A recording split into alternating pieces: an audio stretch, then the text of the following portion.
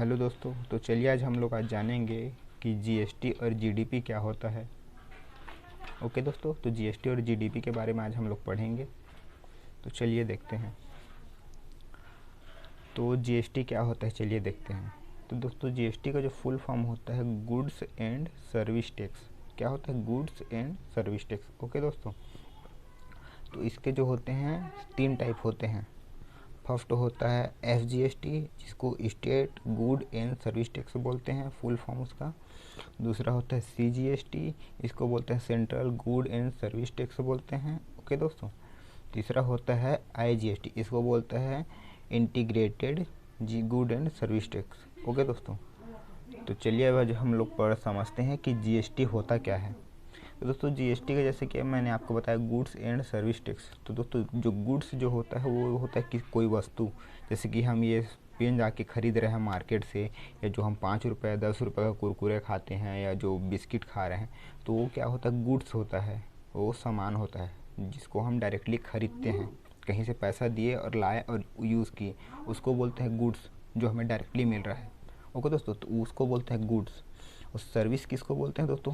जैसे कि हम कहीं जा रहे हैं तो इनडायरेक्टली कहीं किसी को पैसा दे रहे हैं, हमें उससे सामान तो नहीं मिल रहा है, लेकिन हमें उससे सर्विस मिल रही है। सर्विस मतलब अगर हम बस में ट्रैवल कर रहे हैं या ऑटो में ट्रैवल कर रहे हैं, तो हम क्या है, कहीं जाने के लिए क्या करते हैं, उसको 10 रुपये 20 रुपये जितना भी भाड़ा होता है उसको देते हैं। तो हमें क्या है, उससे सामान तो नहीं मिली, लेकिन हमें उससे सर्विस मिल रही है ना। तो सेम वही है दोस्तों, सर्विस में जो टैक्स लगता है, कहीं आने जाने में जो हमें सर्विस प्रोवाइड होती है उसमें जो टैक्स लगता है वो, तो गुड्स एंड सर्विस टैक्स वही है दोस्तों, कि जो हम सामान खरीदते हैं वो गुड्स, और जो हमें सर्विस प्रोवाइड किया जाता है, हम कहीं आते जाते हैं ट्रेन में, बस में, एरोप्लेन में, तो उसमें जो टैक्स लगता है वो, तो उसी को बोलते हैं goods and service tax. Okay दोस्तों। चलो दोस्तों, तो अब हम लोग देखते हैं एसजीएसटी क्या है, या एसजीएसटी कहाँ पर लगता है। तो दोस्तों, जैसे कि आप लोग देखते हैं कि जो छोटे छोटे व्यापारी होते हैं वो क्या है, अपना जो सामान होते हैं वो अपने जो स्टेट में ही बेचते हैं, समझ लो। जो एसजीएसटी होगा स्टेट में लगता है। और जो सीजीएसटी है वो भी उसी से रिलेटेड है दोस्तों, कि जैसे कि अगर आप अपने स्टेट में अगर कुछ सामान बेच रहे हैं, तो समझ लीजिए अगर वहाँ उसमें 20% टैक्स लग रहा है, जैसे 100 रुपये का अगर सामान है तो उसमें अगर 20% टैक्स लगा, सपोज कर अगर 20%, 100 रुपये का अगर सामान है उसमें, तो उसमें अगर 20% अगर बराबर 20% अगर इसमें टैक्स लग गया, तो इसमें आपको ये शो करना पड़ता है दोस्तों कि अगर आप स्टेट में कर रहे हैं अपना बिजनेस, तो ये शो करना पड़ेगा कि आपको 10% एसजीएसटी देना पड़ेगा, उसमें शो करना पड़ेगा, और 10% आपको सीजीएसटी उसमें शो करना पड़ेगा। ओके दोस्तों, कि 20% है तो 10% उसमें हाफ हाफ, जो सेंट्रल है और स्टेट है वो आधा आधा उसमें जीएसटी में जो काउंट हो जाएगा। ओके दोस्तों।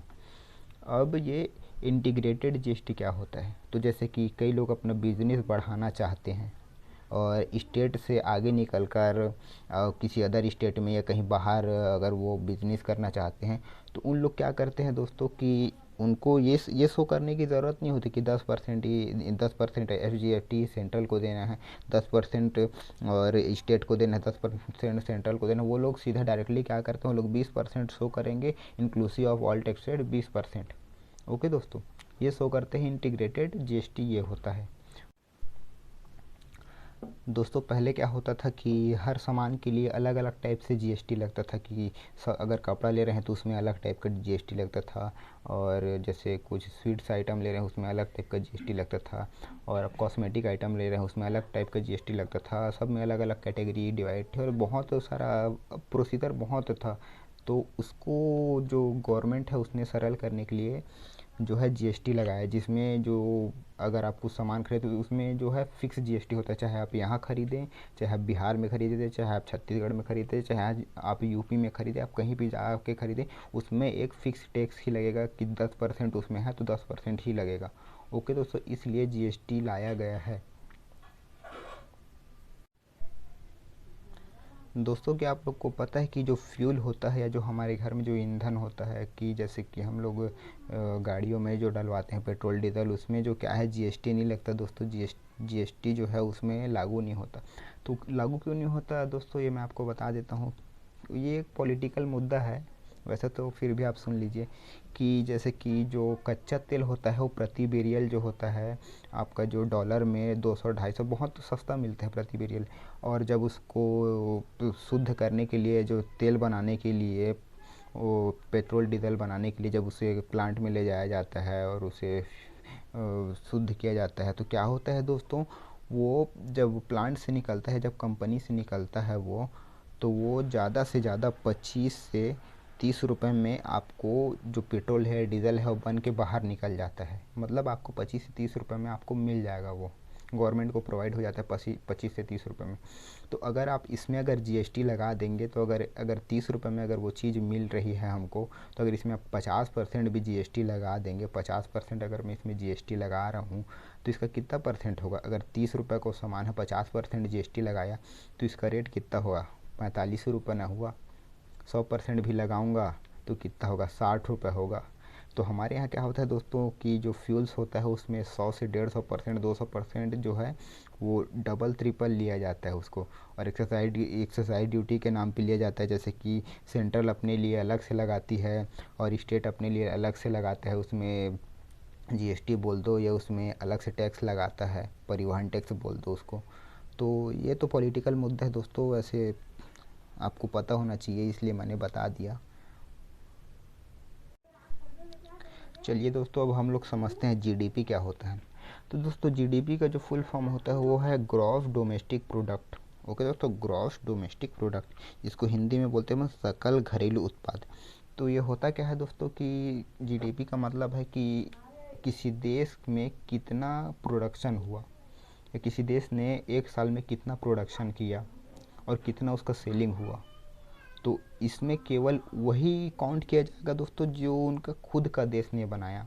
जैसे ये पेन है, अगर इंडिया ने बनाया तो इंडिया की, अगर ये बिका तो इंडिया की जीडीपी बढ़ेगी। लेकिन अगर ये चाइना ने बनाया है इसको, और इंडिया अगर इसको खरीद रहे हैं, इंडिया के लोग अगर इसको खरीद रहे हैं इस पेन को, तो इंडिया की जीडीपी नहीं बढ़ेगी, बढ़ेगी किसकी? चाइना की जीडीपी। तो ये मैं आपको आगे समझाऊंगा दोस्तों।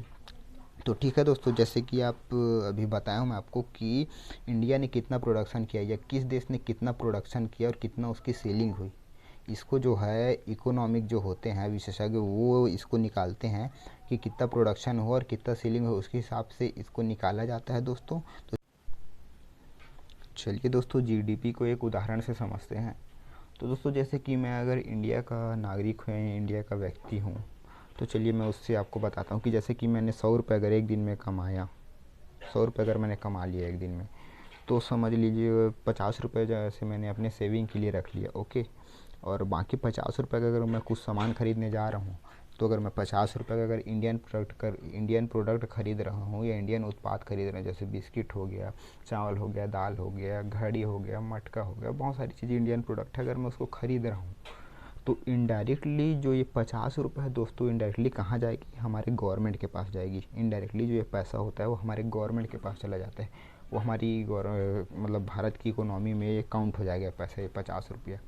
लेकिन अगर मैं 50 रुपये, अगर मैं 100 रुपये कमा रहा हूँ, उसमें से 50 रुपये में अगर मैं समझ लूँ इस 50 रुपये का कुछ सामान खरीद रहा हूँ जो इंडियन प्रोडक्ट नहीं है, जैसे समझने के लिए मैं बोल दूँ कि अगर मैं चाइनीज़ लाइट खरीद रहा हूँ, चाइनीज़ जो लाइट होता है जुगजुगी वाली, वो अगर मैं ख़रीद रहा हूँ, तो समझ लो अगर मैं 50 रुपये की लाइट ख़रीदा, तो अगर ये मैं 50 रुपये की लाइट चाइना की ख़रीदा हूँ, तो इसमें होता क्या है दोस्तों कि जितना परसेंट अगर इसमें जो टैक्स लगा है, गवर्नमेंट जो एक्साइज ड्यूटी जो टैक्स लगाती है इंपोर्ट एक्सपोर्ट पे, वो अगर इसमें मान लीजिए अगर 5% लगाई है, तो इसका 2.5 रुपये समझ लो इसमें टैक्स में चला गया।